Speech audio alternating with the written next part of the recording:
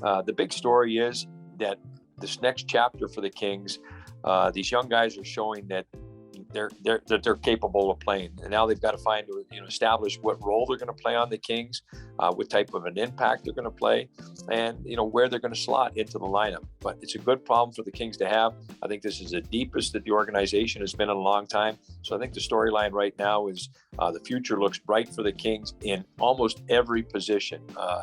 There's a lot of guys that are coming, and a lot of tough decisions for the coaching staff to make and management to make here, through the course of this season, as they try to push themselves into playoff spot for the first time in a few years. What's up, Kings fans? Welcome back to another Tradin Jabs NHL edition. Joining me to assess the beginning of the Kings season is a very familiar face, former LA King, Mr. Miracle on Manchester, and LA Kings radio color analyst, Daryl Evans. Daryl, thanks for joining the show. Great to be on here with you, Jack. Looking forward to this conversation. As am I. Well, Daryl, we're 22 games into the season, and that means we're officially a quarter of the way through the 21-22 season. Given your expectations on the Kings going into the year, how would you assess what you've seen thus far? I think when you look at the big scheme of things, Jack, being a quarter of the way into the season, again, putting aside all the injuries and COVID stuff and things like that, I think that the Kings at the beginning of the year, if you would have said, quarter into the season that you're going to be sitting there and you're going to be, hovering right at 500, I think that would probably be something that you would say, okay, we can accept that. I think more importantly, what we've seen is the growth in the hockey club. There's definitely different guys contributing on different nights. That's something that we haven't seen in the past few years. There's more consistency throughout the lineup.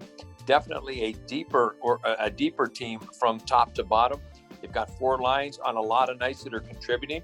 And we've also had a chance to take a look at the depth on defense because of the injuries to Doughty and Walker. So we've got some young guys that really had a chance to be playing some prominent roles, significant minutes in particular games. And I think everybody's responded in a very positive way, which is very encouraging to see for the next stage in the season.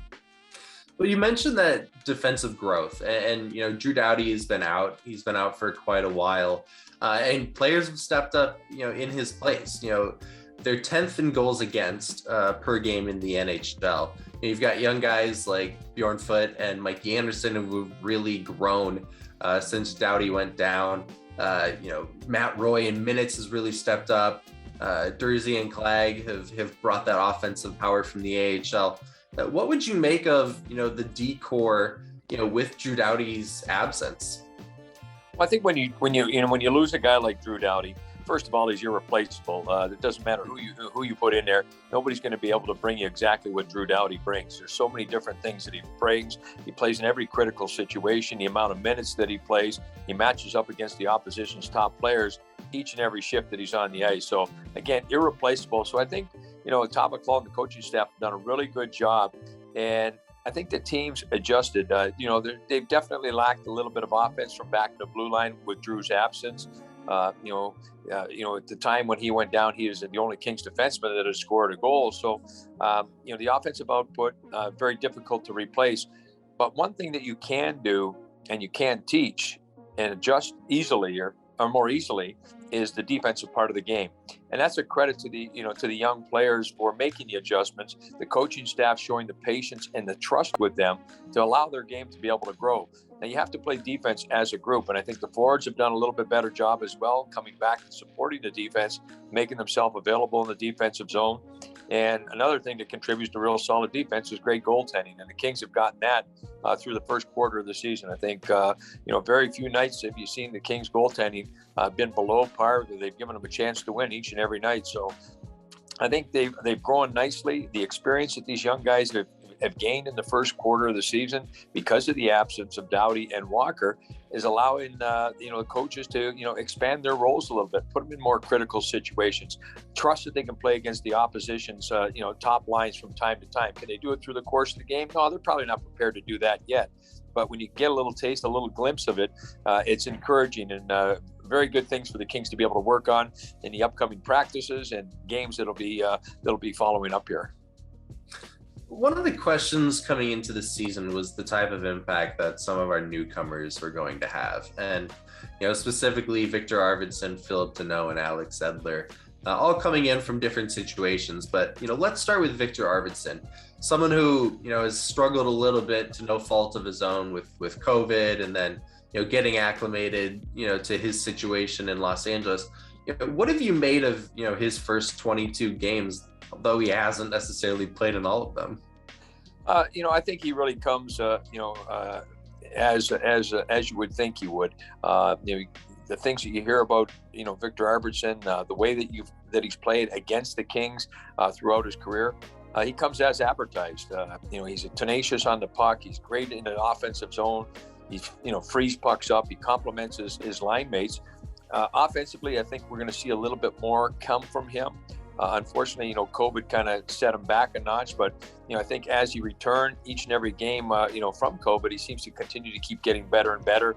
He's getting himself in those greasy areas around the front of the net, and he loves to score. He likes to put pucks in the net. So he's a guy that, I think has been a real great addition, a little bit of a veteran presence as well to help some of those young guys out. He's got a lot of good work habits, and it shows in practice, and the young guys can follow suit with him, know the places to go. And when the Kings were struggling there, having gone winless for 5 games, they weren't getting those greasy, so to speak, goals. And then all of a sudden the game against Ottawa a few days ago, all their goals were scored from within 10-15 feet of the net, so go to those hard areas, and led by him, who scored that first power play goal. So those are the type of things that you want to see. I think he's going to be a great addition, and he's going to continue to get more and more comfortable as he learns the trust of his players, his teammates. It's a whole new environment, both on and off the ice for him. But I think he's adjusted nicely, and he's providing the Kings exactly what they thought they were going to get from him. Well, he's definitely getting going, which is a great sight to see. Let's move to that center ice position, and that's Phillip Danault. He's a 58% face-off percentage, which is top 10 in the NHL. Someone that isn't necessarily known for being a guy who's going to put up a bunch of points, but definitely finding value within this lineup. A lot of value in the lineup. And what it does, with the addition of, again, I'll just mention Arvidsson's name again, and then with Danault, those two guys allow everybody else to slot into their positions. Before you had players that were playing up elevated positions, not to say that they couldn't do it, but to be able to do it on a night-to-night basis, especially when you're on the road playing against the opposition where they get the line matchups. The Kings were, they didn't line up well against a lot of teams. But with Danault now, he and Kopitar is a 1-2 punch up the middle of the ice. It really helps balance the Kings out because it takes a little bit of the workload off Kopitar. Not that he's playing any less minutes or anything like that, or he's not playing in the critical situations. But before you go back to last year, he'd have to jump on the ice for every face-off in the defensive zone, and late in a hockey game, if you're up a goal, you're down a goal, there's a lot of wear and tear on him. So now I think with Danault in the lineup, he takes a little bit of that responsibility away, or kind of shares it with him. His proficiency in the face-off circle is great, giving the team a little bit more time and possession with the puck. The penalty kill, he's definitely helped out, even though the Kings got off to an extremely slow start. In particular, the game in St. Louis where they gave up 4 power play goals against. That takes a long time to get your numbers back in the right direction. But he's had a real good impact there. And he's got a little bit more offense than I think a lot of people think, just because of the way he plays the game with the responsibility. He's very predictable. The line mates that he gets on the ice with love to play with him. They know where he's going to be all the time. They know that he supports them wherever they are on the ice. So again, he has really helped this team. It's balanced the team out a little bit. And I think there's still a little bit more upside in the offensive part of his game. I think we'll start to see that come, as the season goes on. And lastly, in terms of newcomers, Alex Edler. He spent all of his career in Vancouver. A guy who has really stepped up, especially from the beginning point of the Drew Doughty injury. What have you made of, his first 22 games? You look at his age, coming in, of course, he's got a lot of experience. He's going to play, in his 1,000th game, hopefully later this season. He brings a lot of experience and a lot of poise. And he's one of those guys, at the end of a game, you're going to look at the score sheet and, you're not going to find his name, with the goals and the assists and things like that. But in all the little things, he's probably most appreciated by his teammates and coaches and respected by the opposition. He always seems to be in the right place, pushing the puck out of harm's way, taking a hit in order to make a play. And, his minutes have been elevated, with the injuries to Doughty and Walker. So, there's a lot of trust being put upon him right now, and he's responded in a great way. He's showing that he's still got a lot in his game, that he can do those things. It's the defensive zone, those little subtle plays, the 10-foot passes, making himself available for his partner. And when you're a young defenseman coming in, that's what you need. You need that trust. You need to know exactly where your partner is going to be. He's there. He's got to stick in the right position. He's communicating, by, verbally, yelling out direction out there, and he sets a good example. So he's been a nice calming factor back there on the blue line. And with the two injuries, boy, Kings would be in a tough spot without him. That veteran's presence out here, his 950 games back in the blue line, has really helped these young guys settle down and allow their game to grow over the first quarter of the season. You had a lengthy career in professional hockey. What does a guy like Alex Edler do in the locker room? Well, guys like that, they tend to, they're going to say a lot of different things out there. I think if you're a young guy and you come into a locker room like that, you look at the presence of these veteran players. How do they prepare? And it's as simple as watching, just the routine that they go through when they come to the rink. What do they do? Do they waste their time? Are they watching a little bit of game film? You'll see a guy like Edler, he'll probably come in the room, engaging with the young guys, talking to them. If there's been a rough game the night before, almost like a little bit of a bridge between an assistant coach or a coach and his teammates, because sometimes players, they don't want to go to an assistant coach or to a coach and talk to them about things where they feel a lot more comfortable, if going to a guy like Edler. So he's a lot of value in the locker room. When guys like that come in, young guys, they take a look, and first thing that jumps out at you, to play 1,000 games, in the NHL is quite a feat.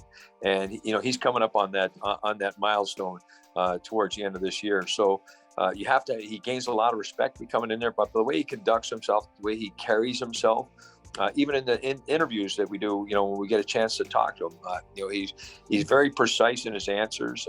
He's got a lot of content in his answers. He's not just throwing you out there, quotes that, a lot of people will throw out there. He's thinking a little bit about it. So he's starting to get a pretty good grasp of what these young guys can do and have the potential to do, and he's going to help make them grow into the players the Kings hopefully expect them to be. So he's been a great value back in the blue line, especially with the absence of veteran defensemen. And lastly here, what stories should Kings fans pay attention to as we move towards the halfway point of the season? I think what Kings fans really have to take a look at is the success of the organization, and that goes all the way down through into Ontario. You look at what Ontario is doing right now, and the players that are growing down there. We've got to see it firsthand. The first couple of games last week, when Dursey comes up, he gets on the score sheet, scores a goal and assist in his first game, had a huge impact. His first 3 points, come on the power play when the Kings power play was hurting a little bit. So that's very encouraging to see. And that's allowing other players, Akil Thomas is, coming back from an injury, he should be starting to get into action pretty soon. The injury to Byfield, hopefully, he's back on the ice sooner than later and being able to contribute. But the big story is that this next chapter for the Kings, these young guys are showing that they're capable of playing, and now they've got to find establish what role they're going to play on the Kings, what type of an impact they're going to play, and where they're going to slot into the lineup. But it's a good problem for the Kings to have. I think this is the deepest that the organization has been in a long time. So I think the storyline right now is the future looks bright for the Kings in almost every position. There's a lot of guys that are coming, and a lot of tough decisions for the coaching staff to make and management to make here, through the course of this season as they try to push themselves into, playoff spot for the first time in a few years. Daryl Evans, thanks for joining Tradin Jabs. Always great talking with you, Jack, and look forward to doing it again soon.